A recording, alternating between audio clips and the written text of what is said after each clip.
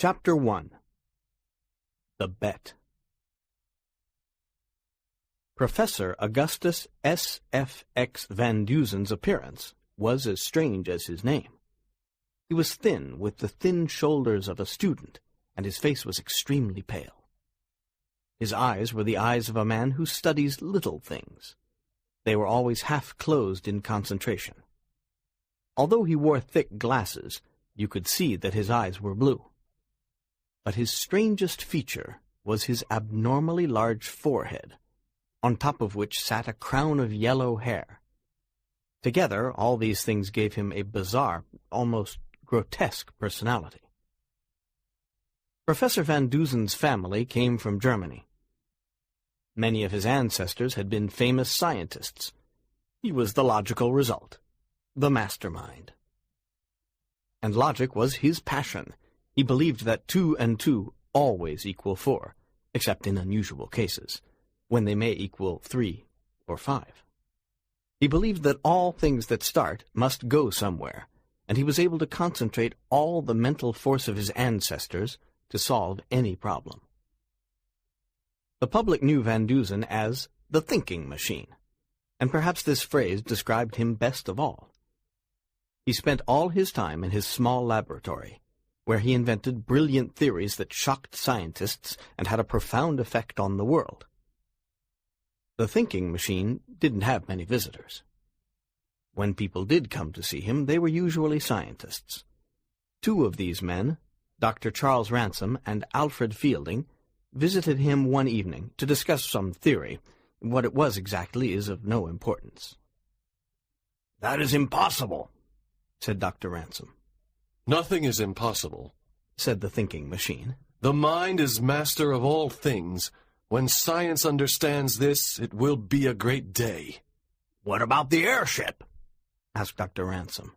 "That's not impossible at all," said the thinking machine. "It will be invented soon. I would do it myself, but unfortunately I'm too busy." Dr. Ransom laughed. "I've heard you say things like that before," he said. "But they mean nothing. The mind may be master of the material world, but there are some problems that cannot be solved by thought alone." "Give me an example," demanded the thinking machine. Dr. Ransom thought for a moment as he smoked.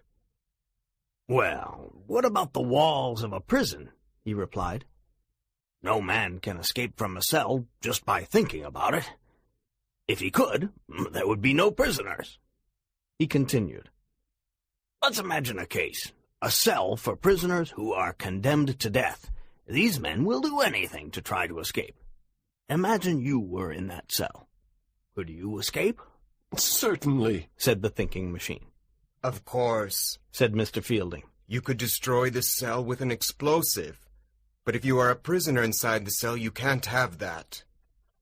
"I don't need an explosive," said the thinking machine. "I would be just like any other prisoner, and I would still be able to leave the cell." "You could escape only if you entered it with tools," said Dr. Ransom. The thinking machine was visibly irritated. "Lock me in any cell, in any prison, anywhere, at any time, wearing only normal clothes, and I'll escape in a week," he declared. Dr. Ransom was interested. Mr. Fielding lit a new cigar. "You're saying that you could escape from the cell just by thinking about it?" Ransom asked. "I could get out." "Are you serious?" "Certainly I'm serious." Dr. Ransom and Mr. Fielding were silent for a long time. "Would you like to try it?" asked Mr. Fielding finally. "Certainly," said Professor Van Duzen, and added ironically, "I have done more ridiculous things than that to convince men of less important facts." Of course it was an absurd thing, but they decided it at that moment.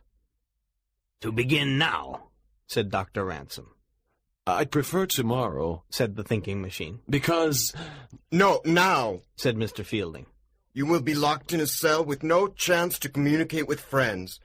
You will receive exactly the same attention as a real prisoner, a man condemned to death. Do you still agree to do it?" "All right, now, if you want," said the thinking machine, and he stood up. "The death cell in Chisholm prison." Fine. And what will you wear? Very little, said the thinking machine. Shoes, long socks, trousers, and a shirt. The guards will search you, of course. They must treat me like any other prisoner, said the thinking machine. And so they made the arrangements. They had to obtain permission for the experiment, but all three of them were important men, and everything was finalized with a few telephone calls. The prison governors could not understand why Professor Van Dusen wanted to do it, but one thing was certain. They had never had such an important prisoner. The thinking machine dressed himself in the clothes that he was going to wear in prison, and called his housekeeper. Martha, he said, it is now 27 minutes past 9. I am going away. 1 week from tonight at 9:30, these gentlemen and 1 or 2 others will have dinner with me here. Remember, Dr. Ransom likes carrots. A driver took the 3 men to Chisholm prison. The warden was waiting for them. He understood only that Professor Van Dusen was going to be his prisoner for 1 week. He was not a criminal, but he must be treated just like any other prisoner. "Search him," said Dr. Ransom. The guards searched the thinking machine, but they didn't find anything. The pockets of his trousers were empty, and his shirt didn't have any pockets. They took off his shoes and socks, and looked inside them. Nothing. Dr. Ransom regarded Van Dusen's weak body and his colorless face. He was suddenly sorry about his idea. "Are you sure you want to do this?" he asked. Would you believe me if I didn't do it? The thinking machine replied. "No." All right, I'll do it. Ransom didn't like the arrogance in Van Dusen's voice. His sympathy for the man disappeared.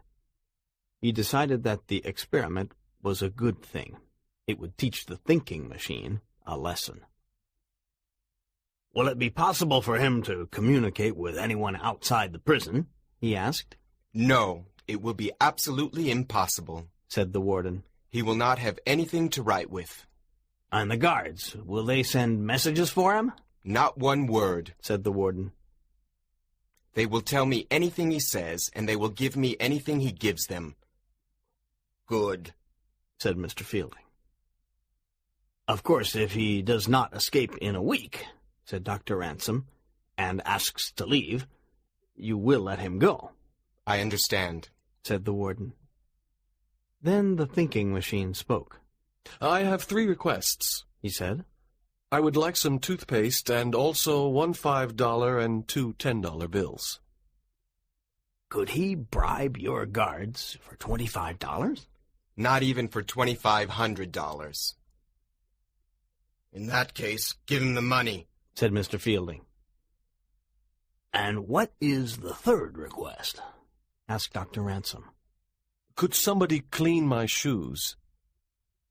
The 3 men looked very surprised. This last request seemed completely absurd, but they agreed to it anyway. After this, they took the thinking machine to his cell. They walked down a long corridor and stopped at the 3rd steel door. Here is cell 13, said the warden. This is where condemned killers are kept. No one can leave it without my permission. No one in it can communicate with anyone outside. It is very near my office, and I can hear any noise that comes from it. Is this cell all right, gentlemen? asked the thinking machine.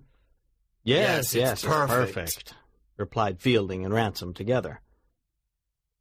The guard opened the door, and the thinking machine walked into the dark room.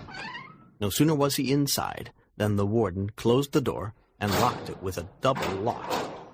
Ransom heard a noise from inside the cell. "What is that noise?" he asked through the bars. Rats. The cell is full of rats, replied the thinking machine. The 3 men said good night, and were turning to go when the thinking machine called. What time is it exactly, Warden? 17 minutes past 11. Thanks. I will see you all in your office at 8:30, 1 week from this evening, said the thinking machine. And if you do not? There is no possibility of that.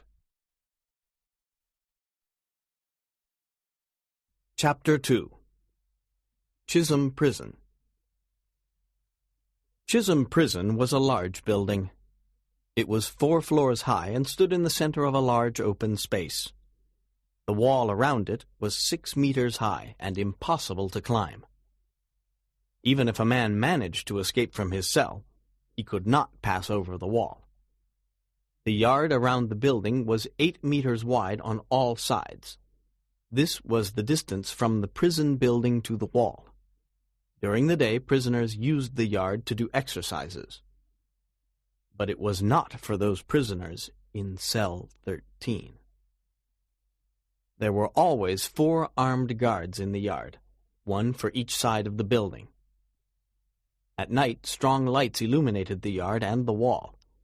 The wires that carried electricity to these lights ran up the walls of the building.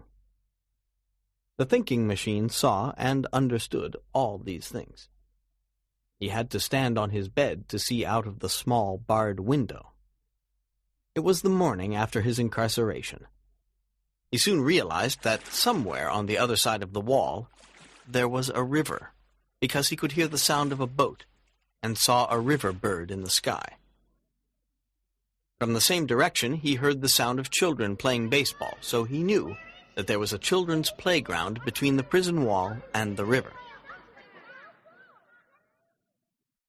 No man had ever escaped from Chisholm Prison, and it was easy to see why.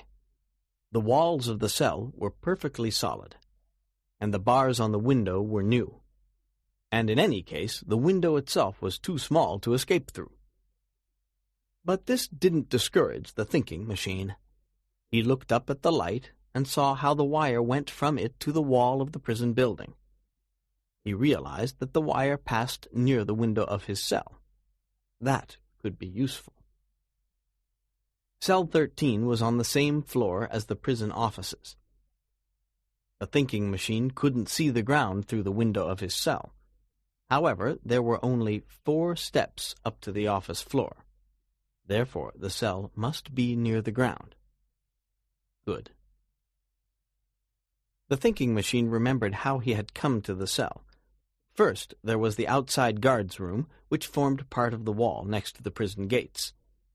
There was always 1 guard at these gates who let people come into the prison and then let them out again when the warden told him to. The warden's office was in the prison building. From the yard you had to pass through a solid steel door to get to it. The door had only 1 small hole in it to see who was there. Then between the office and cell 13 there was a heavy wooden door and 2 steel doors in the corridors of the prison. Then, of course, there was the door of cell 13. There are 7 doors between cell 13 and freedom, thought the thinking machine. It will not be easy, but there are advantages. I am alone here. Nobody looks at what I am doing. There is 1 guard who brings my food 3 times a day at 6 o'clock in the morning, at noon, then again at 6 in the afternoon. And then there is the inspection at 9 o'clock, but that is all. There was nothing, absolutely nothing in his cell, except a bed that was strongly made and impossible to dismantle. There was no chair, no table, no cup or fork or spoon. Nothing. The guard watched him while he ate and took away his plate and spoon as soon as he had finished. The thinking machine considered all these facts very carefully. Then he began an examination of his cell. He examined the stones in the walls and roof and the cement between them. He walked over the floor many times, but it was solid cement. After the examination, he sat on his bed and thought for a long time, because Professor Augustus S.F.X. Van Dusen had something to think about. Suddenly he was disturbed by a rat, which ran across his foot and disappeared into a dark corner of the cell. The thinking machine looked hard into the corner. After some time, he saw several pairs of yellow eyes looking back at him. Then, for the first time, the thinking machine noticed the bottom of his cell door.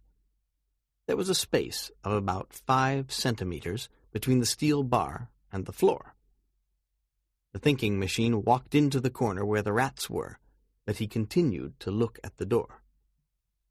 The rats were afraid and tried to escape. There was the sound of running feet and several squeaks, and then silence. None of the rats had gone out the door, yet the cell was now empty. Therefore, there must be another way out of the cell, even if it was very small. He got down on his hands and knees and began to look for the opening. Finally, he found it. It was a small circular hole in the floor, about 4 centimeters in diameter. So this is how the rats escaped. Interesting. He put his hand in the hole. It seemed to be an old drain pipe. The thinking machine sat on the bed and thought for an hour. Then he looked once more outside his cell window. One of the outside guards stood directly opposite, beside the wall. He was looking at the window of cell 13 when the thinking machine's large head appeared. But the professor didn't see the guard. At 12 o'clock, the cell 13 guard brought the thinking machine his food. It was horrible, but the thinking machine didn't mind. He wasn't interested in food. He spoke to the guard, who watched him as he ate. Have they made any modifications here in the last few years? Asked the thinking machine. Not really, said the guard. They built the new wall 4 years ago. Have they done anything to the prison building?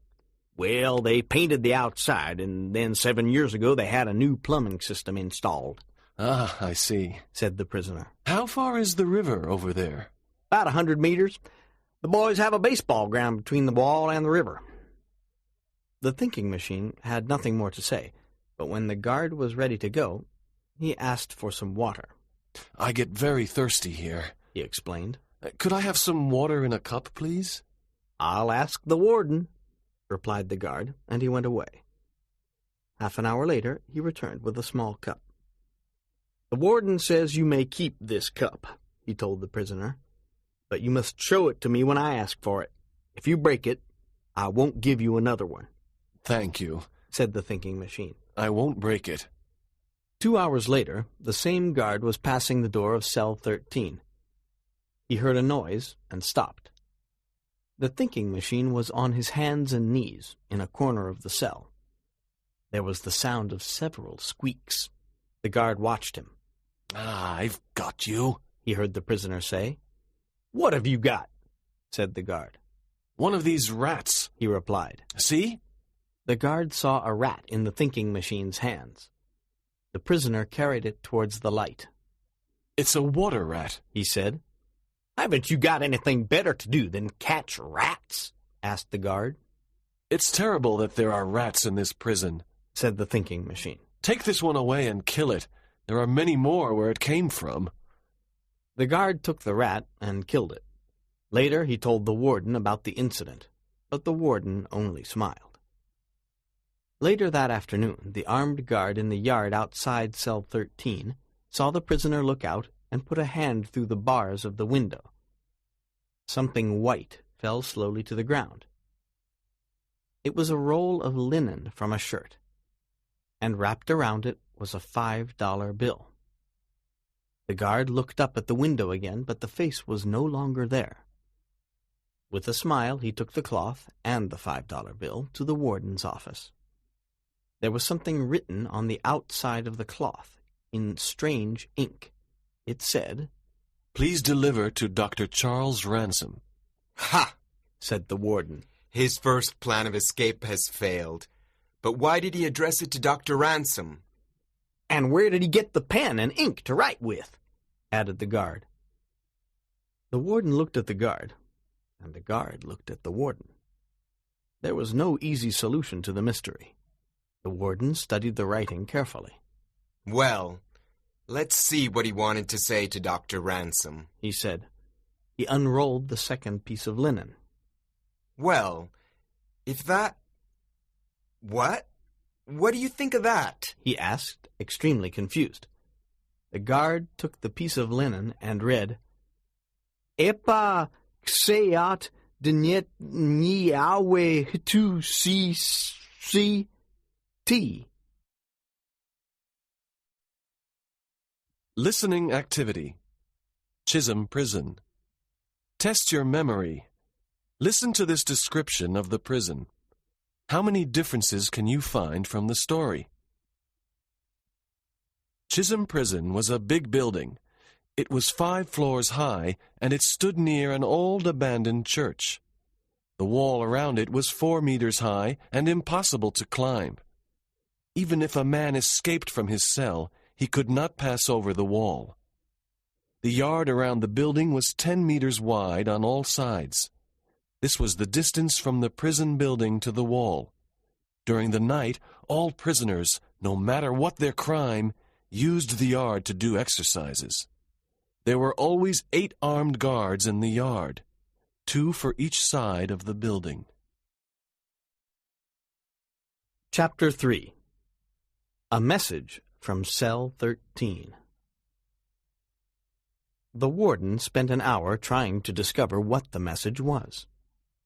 Why did his prisoner want to talk to Dr. Ransom? And where had he got the materials to write? He examined the linen again. It was a part of a white shirt. But what had he written with? The warden knew that the prisoner didn't have a pen or a pencil. So what had he used? The warden decided to investigate. The thinking machine was his prisoner. If this man is trying to escape by sending coded messages, he thought, I will stop him. The warden returned to cell 13. He found the thinking machine on his hands and knees. He was catching rats. The prisoner heard the warden and turned to him quickly. It's terrible, he said. These rats, there are hundreds of them. Other men can live with them, said the warden. Give me your shirt. Here's another one. Why? Demanded the thinking machine. You have attempted to communicate with Dr. Ransom, said the warden angrily. As the warden of this prison, I must stop you. The thinking machine was silent for a moment. All right, he said finally. Here, take it. The warden smiled. The prisoner stood up and took off his shirt. He gave it to the warden. In exchange, the warden gave him a blue prison shirt. The warden looked at the thinking machine's white shirt. He compared the pieces of linen he had with the shirt. It was torn in 2 places. The thinking machine watched him. Did the guard give you those? He asked. Yes, he did, said the warden. And that is the end of your first attempt to escape. The thinking machine watched the warden as he looked at the shirt. He saw that there were only 2 pieces missing from it. He smiled. What did you write this message with? Asked the warden. I'm afraid you must discover that, the thinking machine said. The warden became angry, but he didn't say anything more. He made a very careful inspection of the cell and the prisoner. But he found nothing. Nothing that the thinking machine could use as a pen. And the liquid that he had used to write the message was also a mystery. Finally, the warden went out of the cell. He took the thinking machine's shirt with him. Well, he won't escape by writing messages on a shirt, the warden thought. On the 3rd day of his incarceration, the thinking machine tried to bribe the guard so that he could escape. The guard brought his food and waited outside the cell door. The drain pipes of the prison go to the river, don't they? The thinking machine asked. Yes, said the guard. I imagine they are very small. Yes, they are too small to escape through. There was silence. The thinking machine finished his food. Then he said, You know I'm not a criminal, don't you? Yep. And I can leave the prison if I want to. Yes. Well, when I came here, I believed I could escape, said the prisoner. Will you help me if I give you some money? The guard was an honest man. No, he said. $500, said the thinking machine. I am not a criminal. No, said the guard. 1,000. No. If you gave me $10,000, I couldn't get you out. To get out, you have to pass through 7 doors, and I only have the keys to 2. The guard ran to the warden's office. and told him about the prisoner's offer. Plan number 2 fails, said the warden, and smiled. First a message, and then a bribe. At 6 o'clock, the guard went to cell 13 again to bring food to the thinking machine. He stopped in the corridor. There was a noise coming from inside the cell. The guard walked very quietly to the cell door. Through the bars, he saw the thinking machine at the window. He was trying to cut through the iron bars of the window with a file. The guard went back to the office and told the warden. The 2 men went back to cell 13, walking very quietly. The warden looked into the cell and saw the thinking machine still at the window. He entered the cell. The thinking machine turned round and jumped onto the floor. He tried to hide the file in his hand. Give it to me, said the warden. No, said the prisoner. There was anger in his voice. Come on, give it to me. No, repeated the thinking machine. Very well. Search him, said the warden to the guard. The guard searched the thinking machine. After some minutes, he found a piece of steel, about 5 centimeters long, in the prisoner's trousers. A few minutes later, he found another piece. The guard gave the pieces of steel to the warden. The warden looked at them.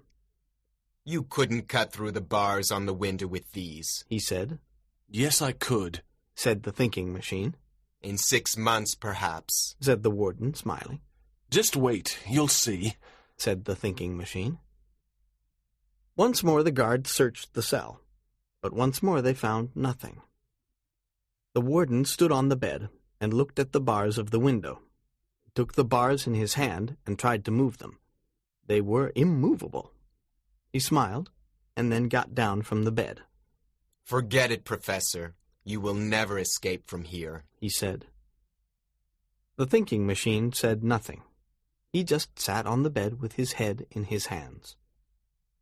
The warden and the guard went out of the cell and closed the door. He is mad to try and escape, said the warden. But he is very clever. I would like to know what he used to write that coded message. It was 4 o'clock the next morning when a terrible scream resounded through the prison. It came from a cell near the center of the building, a sound full of horror and great fear.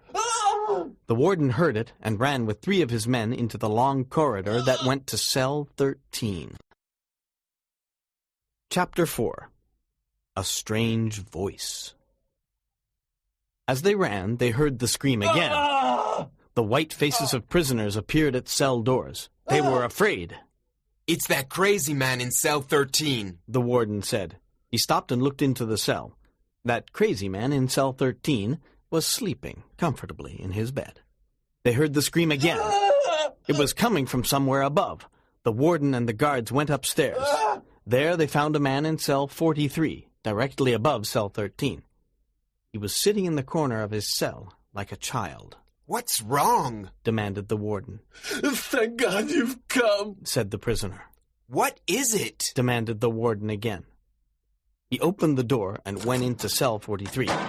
The prisoner's face was white with terror. Take me out of this cell. Please take me out, he said. What is it? Asked the warden. I heard something. What did you hear? I can't tell you, said the prisoner. Please take me out of this cell. Put me anywhere, but take me out of here. Who is this man? The warden asked the guard. His name is Joseph Ballard, the guard replied. And what is his crime? They say he killed a woman with acid. But they can't prove it, said the prisoner. They can't prove it. The warden was silent for a minute. Listen to me, Ballard, he said finally. If you heard something, I want to know what it was. Now tell me. I can't tell you. Ballard was crying now. Where did it come from? I don't know. Everywhere, nowhere. I don't know. Was it a voice? I can't tell you, said the prisoner. You must tell me, said the warden angrily. It was a voice, but it wasn't human, said the prisoner. A voice, but not human, repeated the warden. He was confused. It was strange and very far away, like a ghost. Did he come from inside or outside the prison? It didn't come from anywhere. It was here, there, everywhere. I heard it. I heard it. For an hour, the warden tried to get the story, but Ballard became silent and didn't say anything more. Finally, the warden went away. He was very confused. Ballard sat at his cell door until morning, his white face staring through the bars. It was the 4th day of the thinking machine's incarceration. He stood at his cell window and threw another piece of linen to the guard outside. And once more, the guard took it to the warden. The warden read the message on it. It said, "Only 3 days more." The warden was not surprised by the message. He knew the thinking machine meant that there were only 3 days more before he escaped. But how did he write it? The warden thought. Where did he find another piece of linen? Where? How? He looked at the linen. It was white, like the material from a shirt. He took the thinking machine's shirt and put the 2 original pieces of linen on the torn places. The 3rd piece was completely superfluous, but it was the same material. Where did he get it? And where? Where does he get anything to write with? Later on the 4th day, the thinking machine spoke to the guard outside his window. "What day of the month is it?" he asked. "The 15th. The thinking machine made a mental astronomical calculation. Good, he thought. Tonight the moon will not rise before 9 o'clock. Then he asked another question. Who looks after the big lights on the roof? An electrician from the company. You have no electricians in the building? Nope. At the end of the afternoon, just before he finished work, the outside guard saw the thinking machine's head again at the window. He had something in his hand which he threw to the ground. It was a $5 bill. That's for you, said the prisoner. Once again, the guard took it to the warden. He said it was for me. I imagine it's a present from him. I think you can accept it, said the warden. Then suddenly he stopped. Wait a minute. When the professor went into the cell, he had one $5 bill and two $10 bills. There was a $5 bill with the first message. I have it here. But now he has given you another $5 bill. It's impossible. He has only two $10 bills. Perhaps somebody changed a $10 bill for him, said the guard. Perhaps. But tonight we are going to search cell 13 again. We are going to search it as no cell has ever been searched before. So that night, at 3 o'clock in the morning, the warden and his guards searched the thinking machine's cell again. The warden found the hole in the floor. He put his hand into it. There was something there. He pulled it out. A dead rat. He threw it to the floor in disgust. But he continued the search. Once more he examined the bars on the window, but found them to be solid. He then examined the thinking machine's clothes. In his trousers he found some money. 5 $1 bills, said the warden. He was very surprised. That's right, said the prisoner. But you had 2 10s and a 5. How do you do it? That's my business, said the thinking machine. Did any of my men change this money for you? No. Well, do you make it? asked the warden. That's my business, said the prisoner again. The warden was very angry. He left the cell and went back to bed. About an hour later, he heard the scream again. He got up and ran immediately to cell 43, where he saw Ballard, his terrorized face pressed against the bars of the door. Take me out! Take me out! He screamed. I did it! I killed her! Take me out of here! Was it the voice again? asked the warden. Yes, said Ballard. What did it say? Acid! Acid! Acid! said the prisoner. It knew. I threw the acid in the woman's face and killed her. Oh. Acid? repeated the warden, more confused than ever. Chapter 5. Countdown to Freedom. On the 5th day of the thinking machine's incarceration, the warden looked tired. He wanted this thing to finish. He wanted his confusion to end. But that day, the thinking machine threw another piece of linen to the guard. It said, "Only 2 days more." This time there was a silver $50 with it. Now the warden knew, he knew, that the man in cell 13 didn't have any $50. He couldn't have any $50, just as he couldn't have pen and ink and linen. But he did have them. It was a fact, not a theory. And that is why the warden looked so tired. Then there was the voice that Ballard had heard. The word acid. Didn't mean anything, of course. Ballard was obviously mad. But there were so many things that didn't mean anything, now that the thinking machine was in the prison. On the 6th day, the warden received a letter from Dr. Ransom. It said, "Dear Sir, Mr. Fielding and I will meet you in your office tomorrow evening. If Professor Van Dusen has not escaped, and we believe he has not, because we have not received a letter from him, we will meet him there too. Yours, Dr. Ransom." That day, the thinking machine had 3 more messages for the warden. They were written on the same linen and referred to the meeting with Dr. Ransom and Mr. Fielding. On the afternoon of the 7th day, the warden passed cell 13 and looked in. The thinking machine was sleeping on his bed. Everything in the cell was completely normal. He cannot escape between now and 8:30 this evening, the warden thought. That evening, after 6 o'clock, he saw the guard. "Is everything all right in cell 13? he asked. "Yes, sir," replied the guard. "But he didn't eat much today." The warden was feeling happy when he met Dr. Ransom and Mr. Fielding that evening, at 7 o'clock. He wanted to show them the thinking machine's messages. He wanted to tell them about the events of the week. But before he could speak, the guard from the river side of the prison yard came into the office. "The light on my side of the yard is broken," the guard said. "Oh no, another problem," said the warden. The guard returned to his post in the dark. The warden called the electric light company. "Hello, this is Chisholm Prison," he said into the phone. "One of our lights is broken. Could you send 4 men here to repair it? Thank you. Goodbye." The warden went out into the yard. While Dr. Ransom and Mr. Fielding were waiting, the guard from the prison gate came into the office. In his hand was a letter. Dr. Ransom looked at the letter. "Incredible," he said. What is it? asked Mr. Fielding. The doctor gave him the letter. Fielding looked at it. It's a coincidence. It must be, he said. It was almost 8 o'clock when the warden returned to his office. "The electricians have arrived," he said.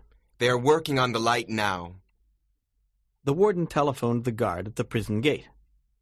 "How many electricians came in?" he asked. 4, was the reply. "All right. You must be certain that only 4 men go out of the prison," said the warden. He put down the phone and took the letter. "My God, it's not possible," he said, shocked. What is it? asked Mr. Fielding. "It's a letter from cell 13, said the warden. An invitation to dinner." What? said Ransom. The 3 men were silent for a long time. Finally, the warden called a guard. "Go down to cell 13 immediately," he said, "and see if the professor is still there." The guard ran down the corridor. Dr. Ransom and Mr. Fielding examined the letter. "It's Van Dusen's handwriting. There's no doubt about that," said Dr. Ransom. "I've seen too much of it." At that moment, the telephone rang again. It was the guard at the prison gate. There were 2 newspaper reporters, and they wanted to see the warden. The warden told the guard to let them come in. "It's impossible," he said. "Professor Van Dusen must be in cell 13. Then the guard returned. "He's still in his cell, sir," he said. "I saw him. He's sleeping," There, I told you. said the warden. But if he is still in his cell, how did he send the letter? There was a knock at the door. It's the reporters, said the warden. Come in. The door opened, and the two men entered. Good evening, gentlemen, said one. It was Hutchinson Hatch. The warden knew him well. Then the second man came in. Well, I'm here, he said. It was the thinking machine. The warden sat with his mouth open. He was paralyzed. How? How did you do it? Asked the warden finally. Let's go back to the cell, said the thinking machine. The men walked down the corridor to the door of cell 13. Look inside, said the thinking machine. The warden looked inside. Everything looked normal, and there on the bed, was the figure of the thinking machine. Certainly, there was his yellow hair. The warden looked again at the man beside him. I must be mad, he thought. Then he unlocked the cell door, and the thinking machine went inside. Look here, he said. He put his foot on the steel bars at the bottom of the cell door, and 3 of them fell out.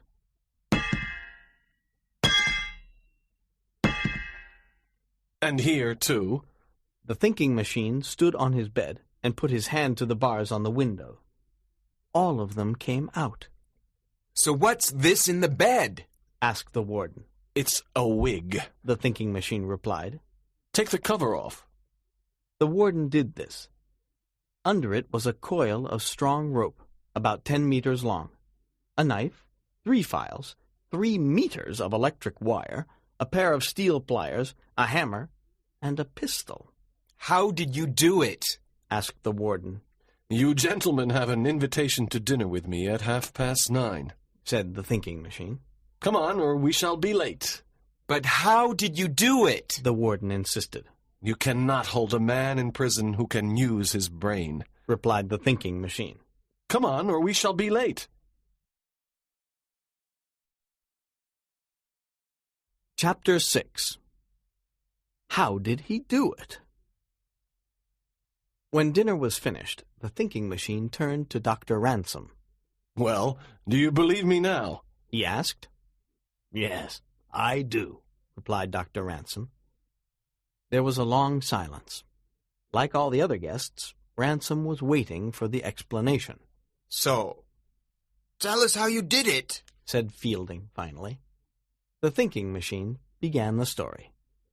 The agreement was to go into a cell in Chisholm prison with nothing but the necessary clothes, and to leave that cell within 7 days. I didn't know Chisholm prison. When I went into the cell, I asked for 3 things: toothpaste, 2 $10 bills, and 1 $5 bill, and to have my shoes blacked. You agreed to these things. I knew that there was nothing useful in the cell, so I had to use these 3 innocent things to help me escape. But anything is dangerous in the hands of a man like me. The first night I did 2 things. I slept, and I ran after rats. You gentlemen thought I wanted time to organize an escape with assistance from outside the prison, but this was not true. I knew I could communicate with anyone I wanted to at any time. The warden looked at him for a moment. The thinking machine continued. The guard woke me up at 6 o'clock the next morning. He brought me my breakfast. He told me lunch was at 12 o'clock and dinner was at 6. I knew that between these times I was alone. So after breakfast, I examined the outside area from my cell window. I saw that it was impossible to get over the wall. But I knew that on the other side of the wall there was a river and also a playground. The guard confirmed it. So I knew one important thing. A person could come near the prison on that side without attracting the attention of the guards. But there was something even more important. I saw a wire which went to the light on the prison roof. It was very near my cell window. I knew then that if it was necessary, I could cut off that light. Then I thought about escaping through the prison building. I remembered the way to my cell. I knew that was the only way out. There were 7 doors between my cell and the outside. It was too difficult. The thinking machine stopped for a moment. Dr. Ransom lit a new cigar. For several minutes there was silence. Then the thinking machine continued. When I was thinking about these things, a rat ran across my foot. It gave me a new idea. I saw there were at least 6 rats in the cell, but they didn't come from under the door. I ran after them and they disappeared, but they didn't go out of the door, so I knew there was another way out. I looked for this other way and found it. It was a hole in the floor. It went to an old drain pipe. Obviously the rats came this way. But where did they come from? Drain pipes normally go outside the prison. This one probably went to the river or near it. So the rats came from that direction. When the guard came with my lunch, he told me 2 important things. One was that there was a new plumbing system in the prison. The other was that the river was only 100 meters away. So I knew that the pipe in my cell was part of an old system, and I knew it went to the river. The other end of the pipe was outside the prison walls. But before I could start work, I knew I had to distract the warden. I wanted him to think that I was trying to communicate with you, Dr. Ransom. So I took 2 pieces of linen from my shirt and wrote a message on them. Do you have the message, Warden? Yes. The warden looked at the coded message. But what does it mean? He asked. Read it from right to left, beginning with the T, said the thinking machine. Don't consider the division into words. The warden read the message. This, he began, is not the way I intend to escape. The warden smiled. But what did you write it with? This, said the thinking machine. He put his foot on the table. On it was the shoe that he wore in prison, but the polish was gone. The shoe polish, mixed with some water, was my ink, said the thinking machine. And the metal end of the shoelace was a good pen. The warden laughed. Continue, he said. After the message, the warden wanted to search my cell. This was good. I wanted him to search my cell very often. I thought, he won't find anything, so he will stop and leave me alone. The warden took my shirt away and gave me a prison shirt. Without my white shirt, I couldn't write any more messages, but I had another piece of the same shirt in my mouth. Where did it come from? Asked the warden. I saw that there were only 2 pieces cut from the shirt, and I had both of them. You forget that shirts like mine have 3 layers of linen, the thinking machine replied. I took out the inside one. You didn't notice it. Now that the warden was busy, I started to work on my real escape plan. I knew that the pipe from my cell went to the playground outside the prison. It is a place where boys play baseball. I knew many of the boys there. I knew that the rats came into my cell from out there.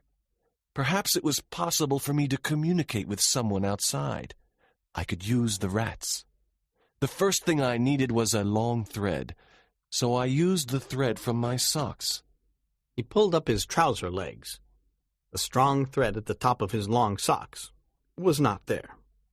Then on 1/2 of my last piece of linen, I wrote a message for Hutchinson Hatch. He is a friend and often helps me. I knew he would help me this time. It was a great story for his newspaper. I tied a $10 bill to the letter to attract attention. People always find money. I wrote on the linen, "If you find this message, give it to Hutchinson Hatch. He will give you another $10 for the information." Then I wrote instructions for Hatch. I had to get this note outside the prison. There were 2 ways, but the best way was the rats. I took one of them. I tied the linen and the money to one of its legs and tied my thread to another. Then I put it in the pipe. From the moment the rat disappeared into that dirty pipe, I was nervous. The thread could break. Anything could happen. I waited. I was holding the thread, and I saw that it became gradually shorter. Finally, there was only about 1 meter of thread in my hand. I knew that the rat was outside the prison. But would Hatch receive the message? I had to wait. I decided to try some other maneuvers. This was to confuse the warden more. I tried to bribe the guard. I tried to cut through the bars on my cell window. The warden became very angry. He took the bars in his hands to see if they were solid. They were, then. That night I didn't sleep. The thread was tied to my hand. I waited for the signal from outside. I thought, if Hatch has received the message, and if he finds the drainpipe, he will pull the thread. At 3:30 in the morning, I felt something pull the thread. The thinking machine turned to Hutchinson Hatch. Now you can explain what you did, he said. A small boy brought the linen message to me. I gave the boy another $10. I got some string and then some wire. I went with the boy to the playground. I looked for the end of the drainpipe for an hour. Then finally I found it. It was about 30 centimeters in diameter. I took the end of the thread and pulled it 3 times. The professor pulled twice to reply. Quickly, I tied my string to the professor's thread. Then I tied the wire to the string. Professor Van Dusen began to pull it all into his cell. The wire was the most important because it could not break. The thread was too weak. It could break easily.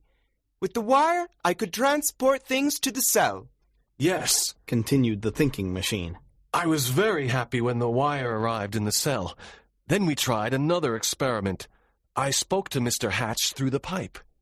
He heard me, but it was not easy for him to understand me. I wanted some nitric acid, and I had to repeat the word acid several times. Then I heard a scream from the cell above me. With the wire, it was easy to transport things to my cell, and it was also easy to hide them. I could put them into the pipe. You, Mr. Warden, found the pipe, but you could not find the wire. Your hands are too big.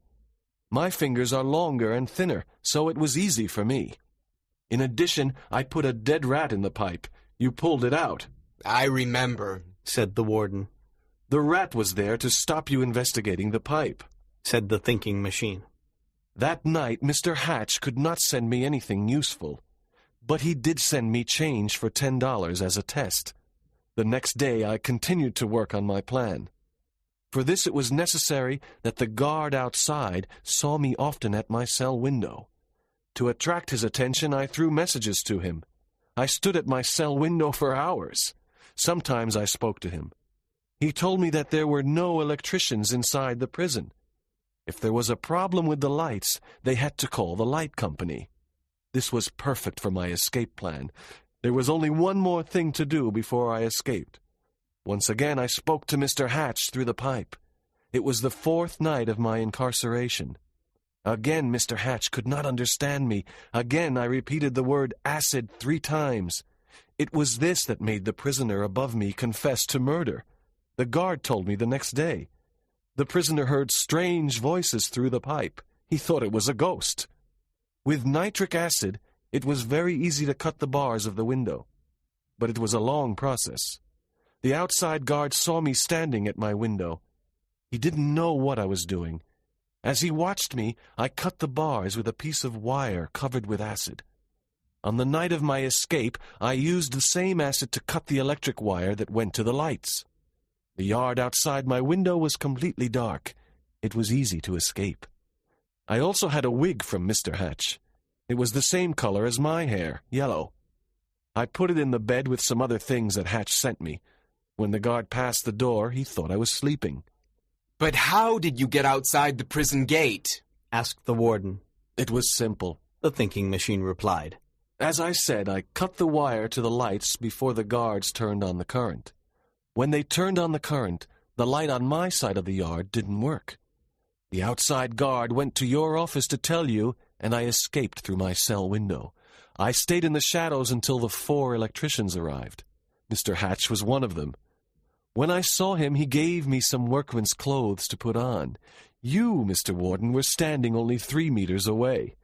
Then Mr. Hatch called me as a workman, and together we went out of the gate to get something from the van. The guard at the gate knew that there were 4 workers in the yard. He saw that we were workers, so he let us go out of the prison. Then we changed clothes and came back in. We went to your office and asked to see you. That's all. And the letter of invitation? Asked Ransom. I wrote it in my cell with Mr. Hatch's pen, Said the thinking machine.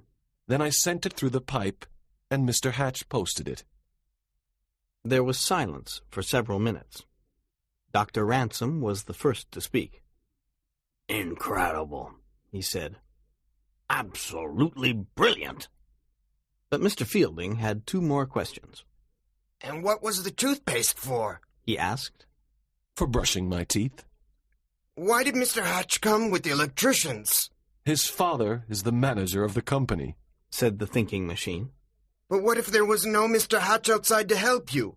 Every prisoner has at least one friend who will help him if he can. What if there was no old drain pipe in your cell? Asked the warden. There were another 2 ways to escape, said the thinking machine. 10 minutes later, the telephone rang. It was for the warden. Is the light working now? Asked the warden through the phone. Good. The wire was cut beside cell 13. Yes, I know. What's that? There are too many electricians? 2 went out of the prison, and there are 3 still inside? But only 4 men came from the light company. The warden turned to the others, confused. The guard says that he saw 4 electricians come into the prison. 2 went out again, but there are still 3 men inside, he said. Don't you remember? I was the extra man, said the thinking machine. Oh, said the warden. I see. He turned back to the phone. You can let the 5th man go. He's all right.